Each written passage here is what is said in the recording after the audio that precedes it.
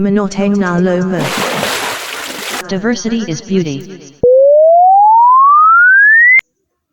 Dear our viewers, welcome. You are listening and watching Monoteng Lomo.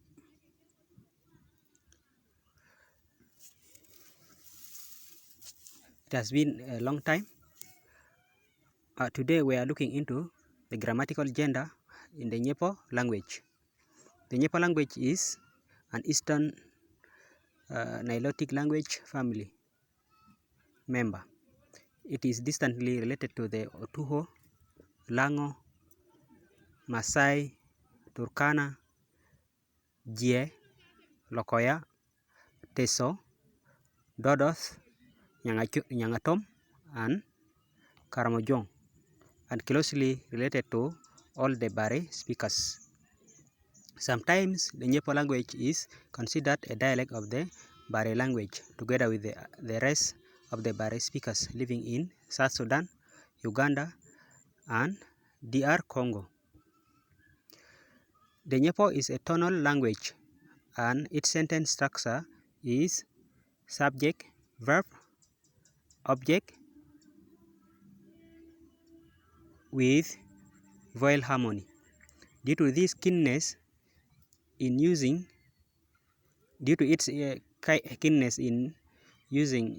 gender in its speech, the Nyepo language, together with its family members, is considered a hybrid of Nilotic and Hamitic languages.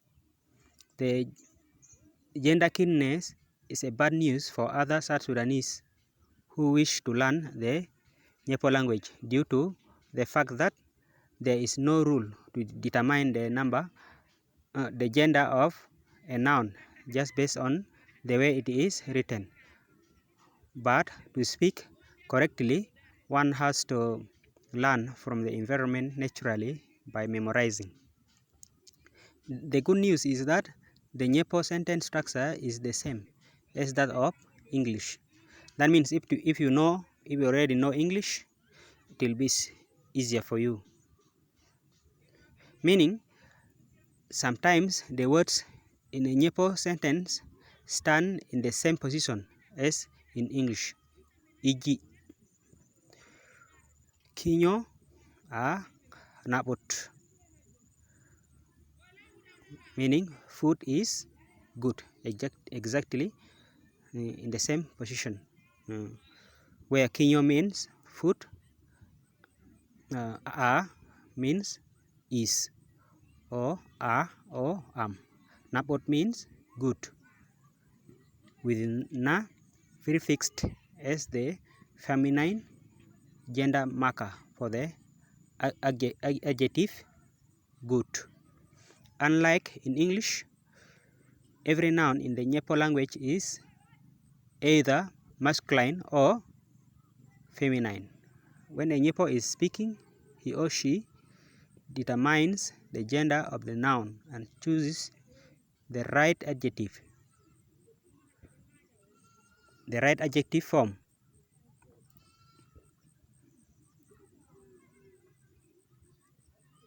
With its gender marker, demonstrative adjective, pronoun, and possessive pronoun for that noun.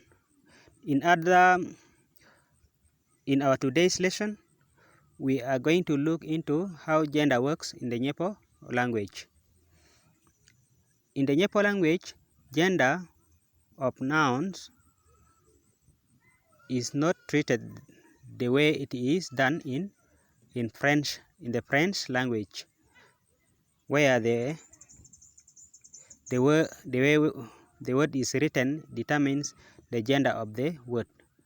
Here, it is the work of the speaker to judge each noun when speaking. This is only possible after naturally learning the techniques from other users in the environment who have already mastered the Greek. The general rule is that nouns for gentle and small animals, or peaceful or weak or harmless items are considered feminine, while the tough, big or strong or harmful ones are considered masculine. Now let us look into what should be considered when speaking in order to speak grammatically correct Nyepo in terms of gender. Correct adjective, gender and demonstrative adjective. Unlike in English, in the Nyepo language, the adjective gender must correspond to the gender of the noun, except for a few adjectives which are neutral. Now when we look into the masculine nouns, in the masculine, the prefix lo or lu is added to the adjective depending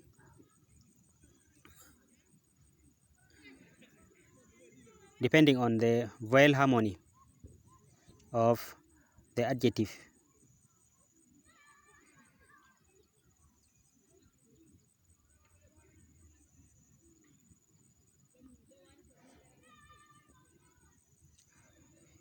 In every case of vowel harmony, these vowel sounds will go with the lu, while the rest of the vowel sounds go with the lo. That is to say, the vowel sound a, then then u.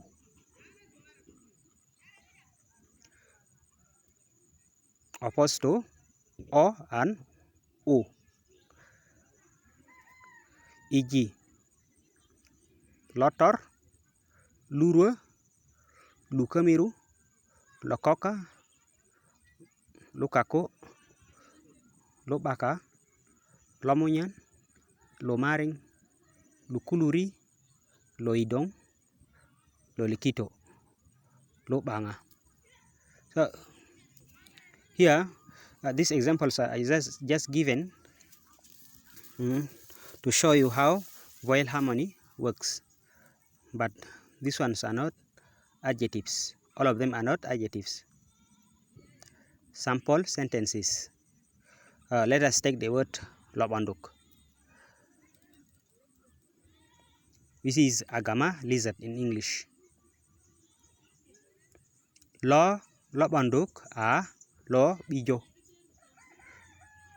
meaning in English, this agama lizard is big. Lobanduk means agama lizard. The first word here, lo means this. Then a means is. Then bijo means big. With the prefix lo added to the root word bijo to give you the complete word lo bijo. Meaning the adjective here is masculine because the noun lobanduk is masculine.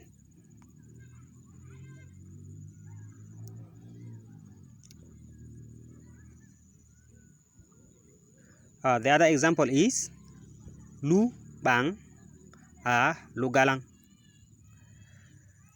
meaning that compound is large.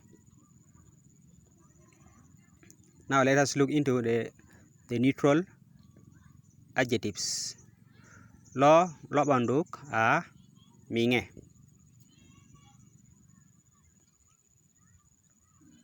So the adjective minge here is neutral. It has no gender. So you can use it just like that without adding the gender marker. Meaning this agama lizard is stubborn. Now let us look into the feminine nouns. With every feminine noun in Nyepo, the prefix na must be added to the adjectives, except for some neutral adjectives, as seen in the above example. Let us take an example. The word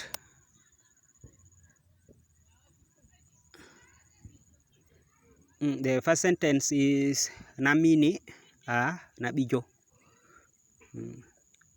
So as you have seen here, our adjective here is nabijo, which is feminine, but in the masculine it is lobijo. Namini nabijo. This wild cat is big.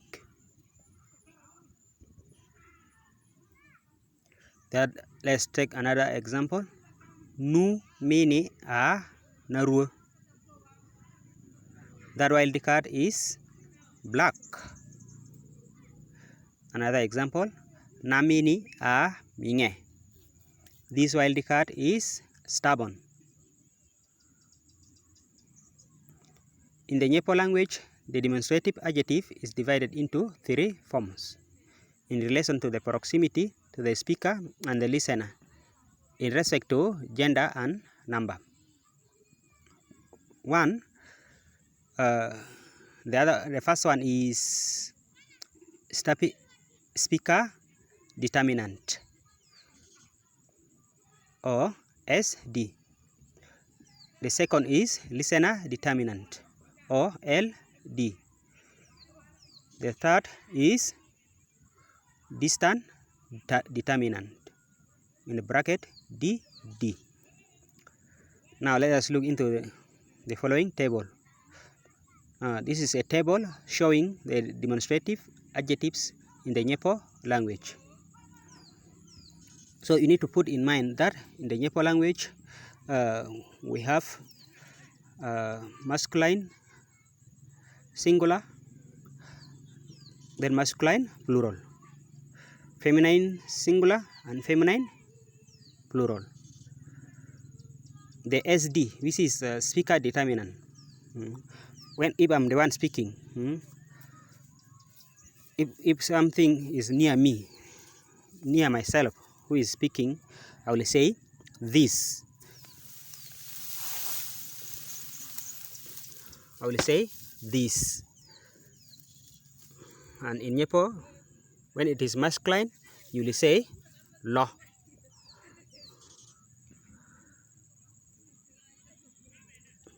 In the listener determinant, you will say ilo when the thing is near the listener. But when it is far away from both, then if it is distant from both the speaker and the listener, it is known as distant determinant, and you will say lu. All these ones are masculine singular. So in the masculine plural, you will say kolo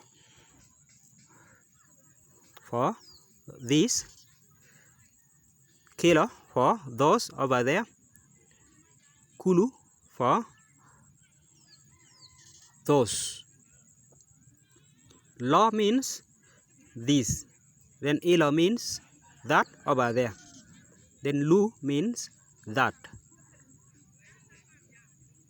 Now we have finished the masculine part. Now let us go to the feminine part. The feminine singular, in the feminine singular we say na.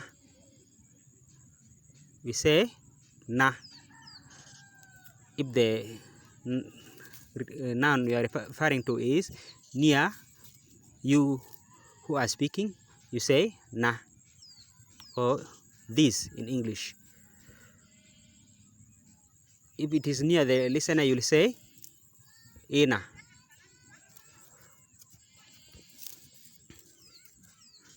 Meaning that over there.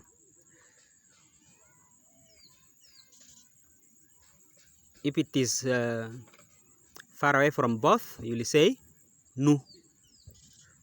which is that in English. Now let us see the feminine plural. In the feminine plural, if the items or things you are referring to, or the people you are referring to are near you and they are feminine, you will say kone. If they are near the listener, you will say kine. If far away, you will say kunu. So kone, these. Kine, those over there. Kunu, those. Summary. So in the table above, L is for masculine, N is for feminine, K is for plural, A and O are for near things, U, A and O are for near things, U is for far things, U as in kunu, nu, kulu, lu.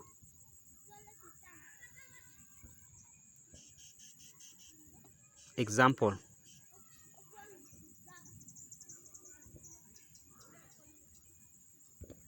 One, lo a gurtet ama ilo a meji. This is a lizard, but that over there is a rat.